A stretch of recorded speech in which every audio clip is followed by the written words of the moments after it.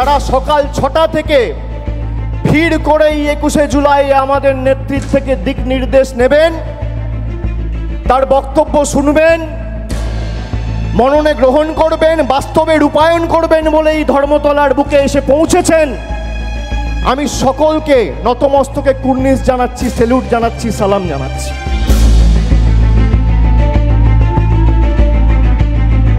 যতদূর চোখ যায় শুধু মাথা আর মাথা। আবেগের নাম ২১শে জুলাই। শহীদদের স্মরণ করে ধর্মতলার ভিক্টোরিয়া হাউসের সামনে রাজ্যের শাসক দল তৃণমূল কংগ্রেসের মেগা ইভেন্ট। সকাল থেকেই সরগরম গোটা চত্বর। সোমবার সকালে একটি কালো রঙের ৪ চাকার গাড়িতে কালীঘাট থেকে রওনা দেন তৃণমূলের সর্বভারতীয় সাধারণ সম্পাদক অভিষেক বন্দ্যোপাধ্যায়। মঞ্চে পৌঁছানোর পর প্রথমেই শহীদদের উদ্দেশ্যে শ্রদ্ধা জানিয়ে পুষ্পার্পণ করেন সেনাপতি অভিষেক বন্দ্যোপাধ্যায়। মাটিতে মাথা ঠেকিয়ে প্রণাম করেন অভিষেক। এরপর সবুজ কার্পেটের ওপর পা রেখে হেঁটে গেলেন অভিষেক। সেনাপতি বলে কথা, তাকে দেখা মাত্রই তৃণমূল কর্মী সমর্থকদের উচ্ছ্বাস ছিল চোখে পড়ার মতো।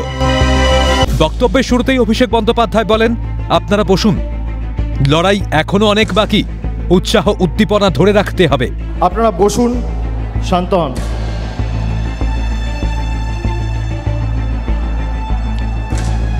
এখনো লড়াই অনেক বাকি আছে, উৎসাহ উদ্দীপনা ধরে রাখতে হবে। উপস্থিত সকল নেতা কর্মীদের উদ্দেশ্যে কৃতজ্ঞতা জানিয়ে বিজেপিকে আক্রমণ জানান অভিষেক। তিনি বলেন, বিজেপি তৃণমূল সম্মুখ সমরে। পাশাপাশি বিজেপির সঙ্গে তৃণমূলের পার্থক্য বোঝাতে গিয়ে তিনি বলেন, বিজেপির কাছে রয়েছে সংবাদ মাধ্যম ও বিচার ব্যবস্থার একাংশ, ইডি, সিবিআই, আইটির মতো তদন্তকারী সংস্থা।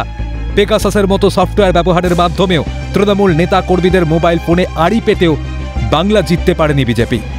কারণ তৃণমূলের মতো একটি কর্মীও বিজেপিতে নেই, আর আগামী ১০০ বছরেও তৈরি হবে না। পাশাপাশি বাতলে দিলেন ই স্কোয়ার ফর্মুলা। এদিন অভিষেক বলেন, দুটো ই, একটা ইডি এনফোর্সমেন্ট ডিরেক্টরেট ও আর একটা EC election commission.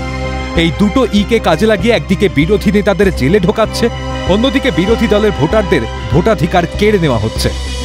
BJP Trinamool Congress লড়াই করছে সম্মুখ সমরে, কিন্তু বিজেপির সাথে তৃণমূলের পার্থক্য কি?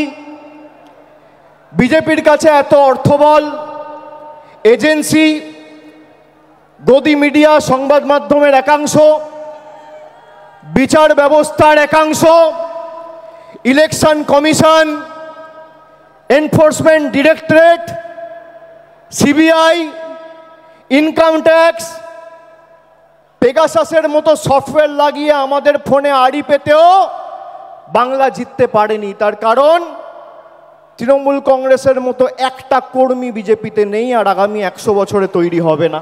একটা ইডি আর একটা ইসি, একটা এনফোর্সমেন্ট ডিরেক্টরেট আর একটা ইলেকশন কমিশন, এই দুটো ইকে কাজে লাগিয়ে একদিকে বিরোধী নেতাদের জেলে ঢুকাচ্ছে, আর একদিকে বিরোধী দলের ভোটার বা ভারতবর্ষের নাগরিকদের ভোটাধিকার কেড়ে নিচ্ছে। অভিষেক বন্দ্যোপাধ্যায় বক্তব্যের ফের একবার উঠে এলো বঞ্চনার অভিযোগ। একই সঙ্গে বাঙালি অস্মিতার শান অভিষেকের। বাংলায় কথা বললে গাত্রদাহ কেন? বাংলায় কথা বলা অপরাধ? কিসের এত আপনাদের গায়ে জ্বালা? কেন এত গাত্রদাহ? বাংলায় জিততে পারেননি বলে? ১০০ দিনের গরিব মানুষের টাকা আপনারা গায়ের জোরে বন্ধ করে রেখেছেন। আমরা দিল্লিতে গেছি আন্দোলন করতে, এবার কি করছে আসাম ফরেন ট্রাইব্যুনাল, যার বাংলার মাটিতে কোনো এখতিয়ার নেই। আমরা বাংলায় কথা বলি, আমাদের অপরাধ?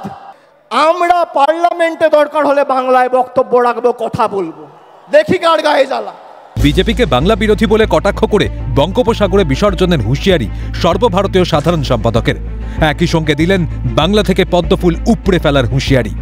যে বিজেপির নেতারা ইলেকশনে ময়দানে লড়াইয়ে জিততে না পেরে গরিব মানুষকে ভাতে মারার পরিকল্পনা, ষড়যন্ত্র, নির্লজ্জ প্রচেষ্টা করে বাংলার মানুষের টাকা গায়ের জোরে গাজোয়ারি করে আটকে রাখে, সেই বিজেপির একটাই পরিচয়, এই বিজেপি বাংলা বিরোধী।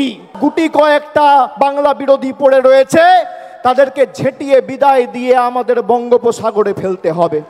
২১-এর আগে বলেছিলাম খেলা হবে, এবার বলছি পদ্মফুল উপড়ে ফেলা হবে। মিশন ২০২৬ ২১-এর মঞ্চ থেকেই কার্যত ভোট যুদ্ধের ঘোষণা সর্বভারতীয় সাধারণ সম্পাদক অভিষেক বন্দ্যোপাধ্যায়ের। তৃণমূলের সেনাপতির এই মন্তব্যে দলীয় কর্মীরা কতটা উজ্জীবিত হন, উত্তর মিলবে ভোট বাক্সে। ক্যালকাটা নিউজ।